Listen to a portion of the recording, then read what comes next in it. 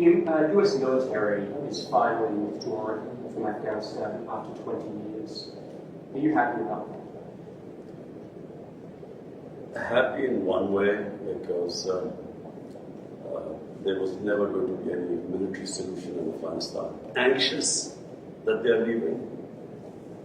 Without a political settlement, there's a possibility of civil war.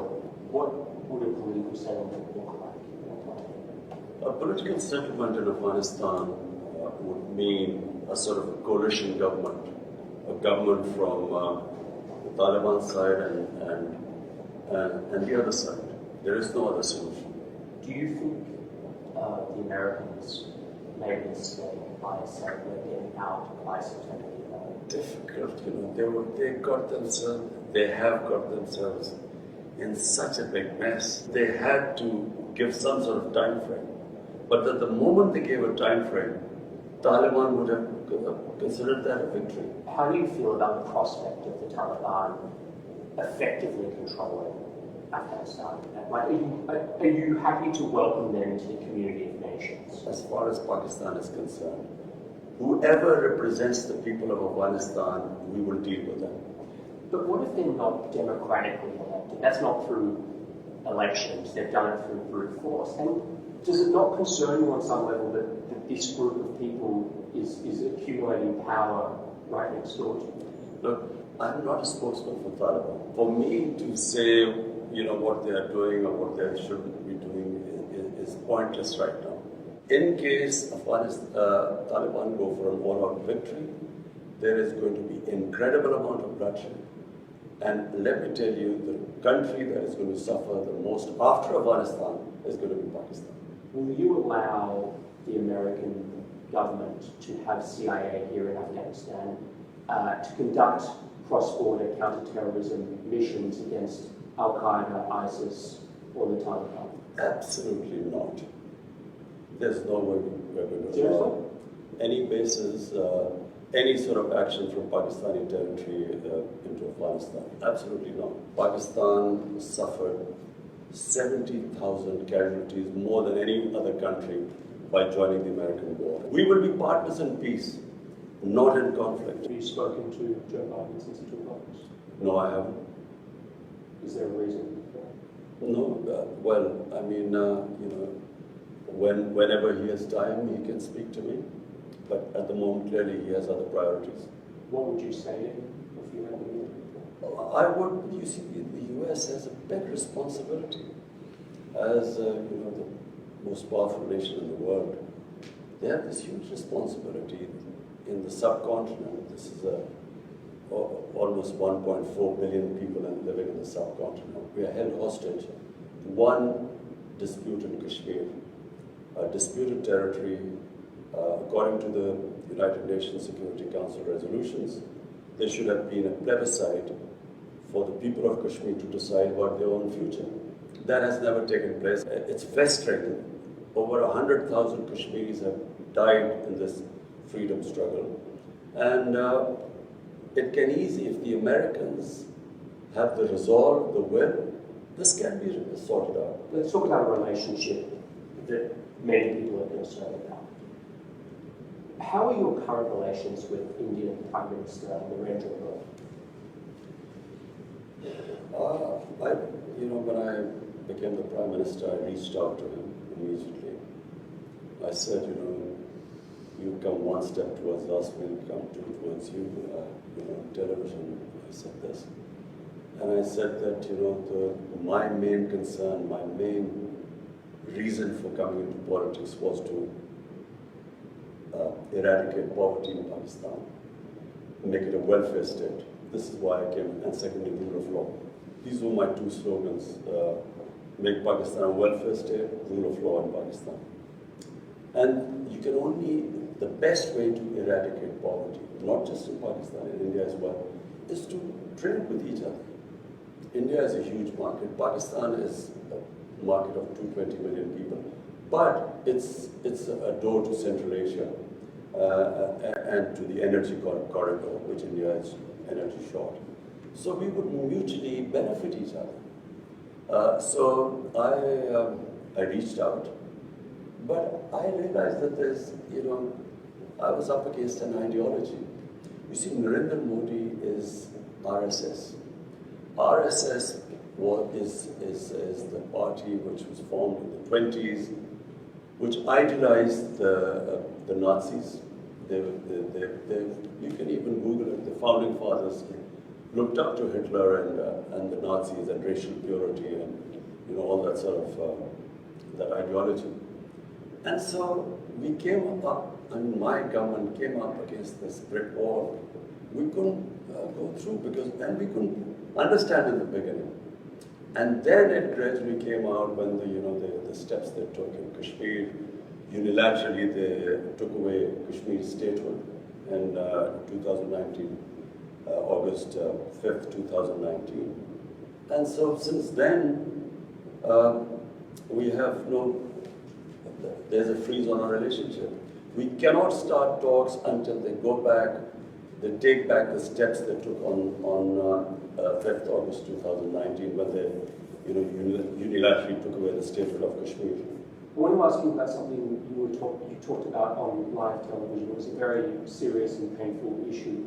You were asked about the epidemic of sexual violence and rape in Pakistan. And you acknowledged the seriousness of the problem, and you talked about Pakistan's strict laws. You were also quoted as saying that the practice of women wearing veils, quote, is to stop temptation. Not every man has willpower, you said. If you keep increasing vulgarity, it will have consequences. This created, as you know, a bit of an uproar, and you were accused of rape victim blaming.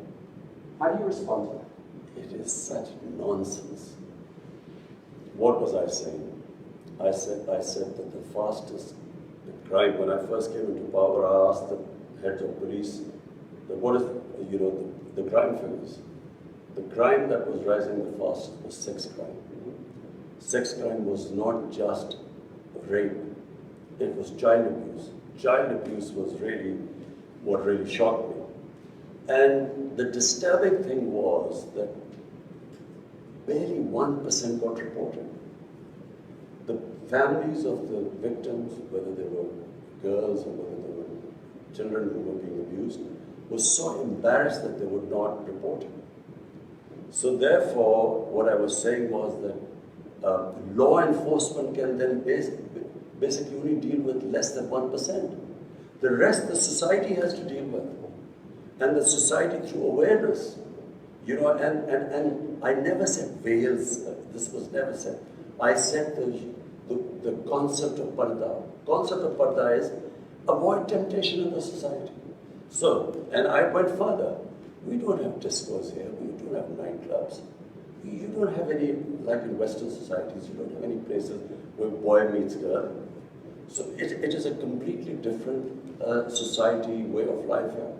So if you raise temptation in the society to the point, and all these young guys have nowhere to go, it has consequences in the society which were reflected in the crime chart. So one, you fight sex crime through law enforcement, but because the majority, and majority means 99% of sex crimes are not reported, and this is according to the police officers.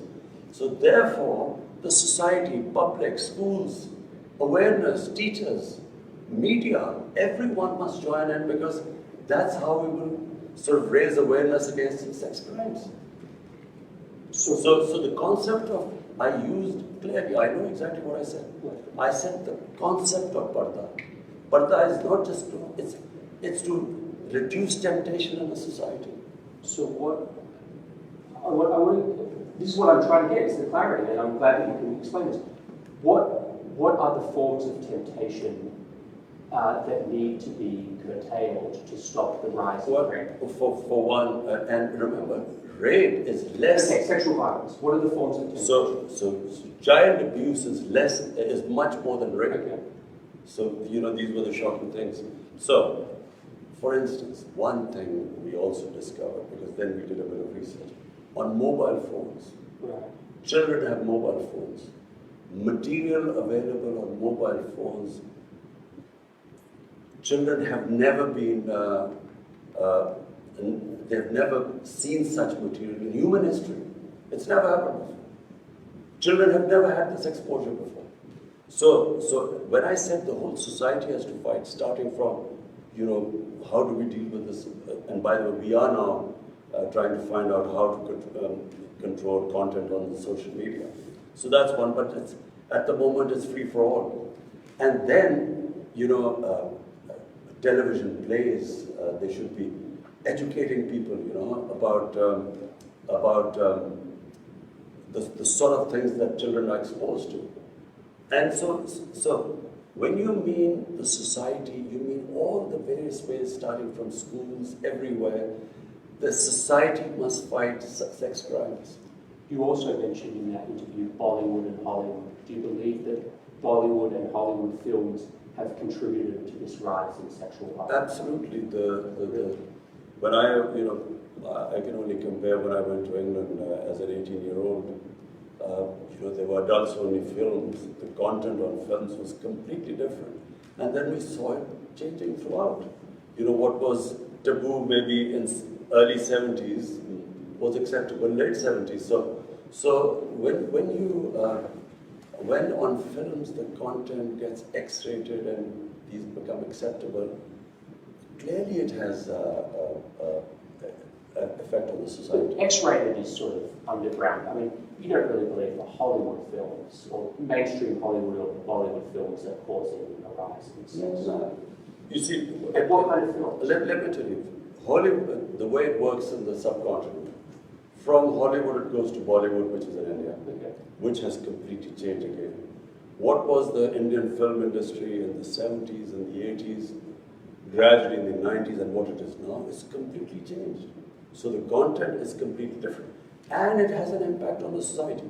If anyone is telling me that this does not have an impact, you can just read, you can just see the divorce rates, you can see the sex crime. It has an effect both in India and Pakistan. So we then take the content from India, out of the films take it. And so basically what I was saying was that there must be an alternative. You must show an alternative, our own way of life. There is another way of life. Because modernity is not just permissiveness. It's not modernity. If we are thinking that, if you just have more and more permissive content on television or on films, this is modern. It's not modern. Again, I watch a lot of Hollywood films. I don't see anything that would inspire me to commit acts of sex. But Jonathan, you live in a Western society. I know. So you've grown up there. I'm talking about the impact it has on our society. We have seen the change here. There's a massive change taking place. And every society must analyze itself.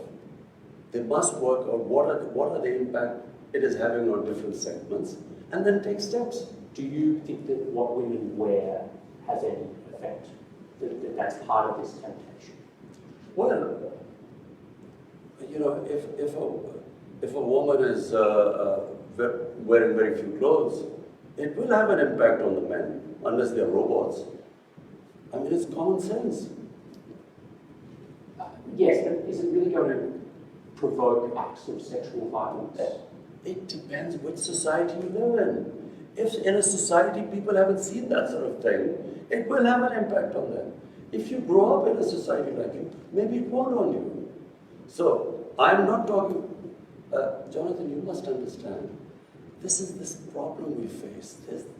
This cultural imperialism, whatever is in our culture, must be acceptable to everyone else. It's not. Every culture is different. And therefore, when you introduce things in a culture, it has different impact there. But forgive me, when you were a cricket star, you were seen as a playboy, there were photos of you with your shirts off in your bedroom. It's a bit rich. Jonathan, this is not about me. It's about my society. Don't you feel like it's a bit rich for you to say this? Jonathan, listen, it's about my society. My priority is how my society behaves, what reactions are caused in my society. So when I see sex crime going through the roof, it's not just me. We bring people, sit down and we discuss it from different sectors of the society. We sit down, we discuss how we're going to tackle this. We have a problem. Now, are you going to tell me that I'm going to sit back and say, okay, we have this rising sex crime, but because of Australia, it doesn't have any impact, so we should do nothing about it. It is having an impact in my society. We have to do something about it. It doesn't mean what Imran Khan did 40 years or 50 years ago, so it's hypocrisy. This is absolute lunacy what you're talking about. It's absolute nonsense. We have a responsibility. I, as a Prime Minister, have a responsibility. When a sex crime takes place, when a child is abused, he's traumatized for life. We have to do something about it. One thing that is striking to me coming here is in America we have about 100 million more people than you, not so much more. 600,000 Americans have died of COVID. Your country, as I understand, something like 20,000, 25,000. You've done objectively vastly better than the United States with COVID. Why? Well, first, as someone who believes in God, we are very thankful because there's so much you can do, and then there's something which is the twilight zone, which is beyond you. So you can only try your best. So what happened? When we saw these people ending up in hospitals, COVID raging through Europe, Spain and Italy were the first two countries where you saw hospitals full. There was a big temptation in Pakistan by all other politicians, leaders, opposition, that we should clamp down, we should total lockdown like it was happening in Italy. And so, even though I kept asking what will happen to our poor people who are daily wages, 70%, 75% of our workers are in the informal economy. Daily wages, weekly wages. So, and watching what was happening in Europe, there was a clampdown, smart lockdowns. We then had... What's a smart lockdown? So we had this control and command center where we accumulated daily all data coming from Pakistan. So we got the Pakistan Army involved, all the provinces involved. We would get daily data. We had our doctors sitting there, infectious disease specialists, and they were monitoring the whole thing. And what we did was we would have these hot spots where there was, and we would try and lock them down. But we did not lock down everyone. And that's why we saved our economy from, we would have been destroyed. We already were suffering. Pakistan already had a dire economic situation. Had we locked down, our economy would have just gone belly up. So we saved the economy, and at the same time, because you cannot lock up hungry people, our lockdowns were more effective. India, on the other hand, their Prime Minister gave a 4-hour notice and just imposed a curfew on it. So there were these people, millions of people walking on the roads, clusters, and he did not think what would happen to the poor people. You can't, 6, 7 people living in one room. How do you lock them down? And then if you do not provide them food, how long can you keep them inside? So therefore, our balanced approach actually saved us. So Pakistan actually managed to control it too. Secondly, we saved our economy and we came out of it better than other countries. Having said that, we still haven't come out of it completely because until we vaccinate everyone. What's your dream for Pakistan? I repeat, the dream is to raise people out of poverty. That's my biggest, which is why I think what China has done is brilliant, and we've studied all the steps they took for people to get out of poverty. So that's number one. There's nothing worse than poverty in a society. Everything else is secondary. And then is rule of law. And rule of law is very important because, in my opinion, the countries remain poor because they don't have rule of law. There's a very interesting report by the Secretary General, UN Secretary General's fact-eye panel. And this investigated what is happening, the flight of capital from developing world every year. From these poor countries, $1 trillion moved towards Western societies and towards Western capitals and to offshore accounts. So this is and it happens because there's no rule of law, because the powerful can use the system and siphon off this money. Your predecessor did that. The two families that basically ruled Pakistan for 30 years. I mean, they're just taken billions of dollars out of Pakistan. So when this huge amount of money leaves the country, that money could be spent on human development, reducing poverty, on infrastructure, all the ways that you can create wealth. So not only do you get impoverished because that money is taken away, but then they buy dollars to take it out. So it impacts your currency. And when it impacts your currency, when your currency devalues, it raises poverty because it causes inflation. So two things. One is steps taken to reduce poverty, make Pakistan a welfare state. And secondly, to bring the powerful under the rule of law. I want to ask you about one more subject, which is climate change. Pakistan suffers from climate change in a way that I think people in America couldn't begin to understand. Like, you are in the cauldron, almost the ground zero of climate change. Help an American watching this, there's going to be a lot of Americans watching this, help them understand what the stakes are for this issue and what needs to change in your mind. Well, for Pakistan, you see, for the Americans to understand why it is critical for us that the world moves to fight climate change. 80% of all the water in our rivers come from our glaciers, which are in the mountains, Himalayas, Karakoram, the mountain ranges. And if the temperature keeps rising at the rate it is, our glaciers are melting. I was talking to the president of Tajikistan, which is on the other side of the mountains. They said that 1,000 glaciers have melted in their mountains, which bring water to their rivers. So if these glaciers are melting at a fast rate and this temperature keeps rising, then we are facing hundreds and millions of people are going to face starvation.